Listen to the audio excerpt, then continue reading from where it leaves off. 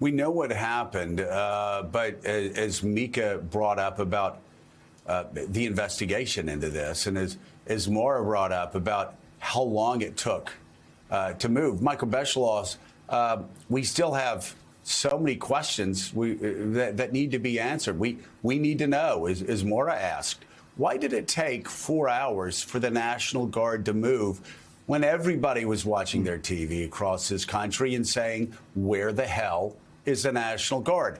Why did the Secret Service destroy evidence of Donald Trump, the main plotter's actions that day? Why did they destroy that evidence after they had been put on notice by an inspector general and the United States Congress that they were to turn over that evidence? Why did the inspector general of the Department of Homeland Security take part in a cover-up to not let Congress know that the Secret Service had destroyed that evidence that would have told us exactly what Donald Trump was doing on January the 5th and January the 6th?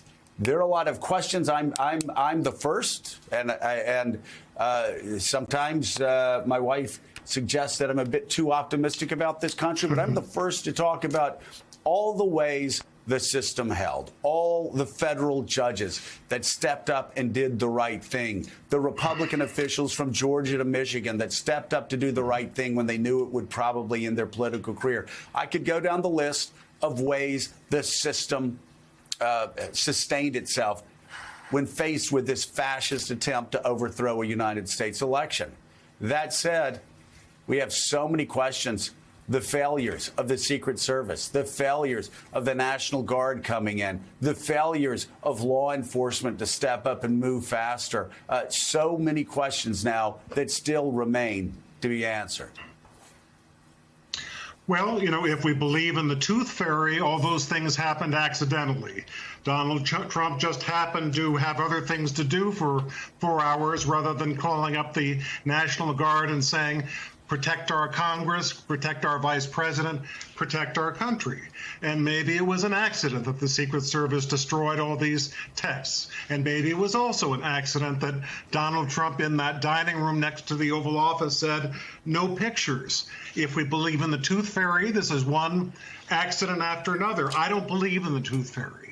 I think that this was a plan from the beginning to try to wage a coup d'etat against our democracy that might have resulted in the murder of Mike Pence on that gallows outside, physical assaults on Nancy Pelosi and others, those people running through the halls saying, where's Nancy?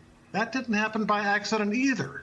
And I believe that it was a close call because if someone had grabbed those wooden boxes with those electoral votes inside, and if Congress had been dispersed, and if the election had not been certified that day, or if Michael Pence was, God forbid, harmed or taken to some undisclosed location, we could have had a hostage crisis. We could have a president invoking martial law. This was a very close call. All of us have to resolve that we as Americans will never allow ourselves to live through a moment like that ever again. Yeah, and although you've broken the hearts of many children about the tooth fairy, reality does. And let me just say, kids, Michael, Michael was just joking when he said there was no tooth fairy. There is. Right. Bottom line, though, reality matters, and we got to face it as a country. Michael.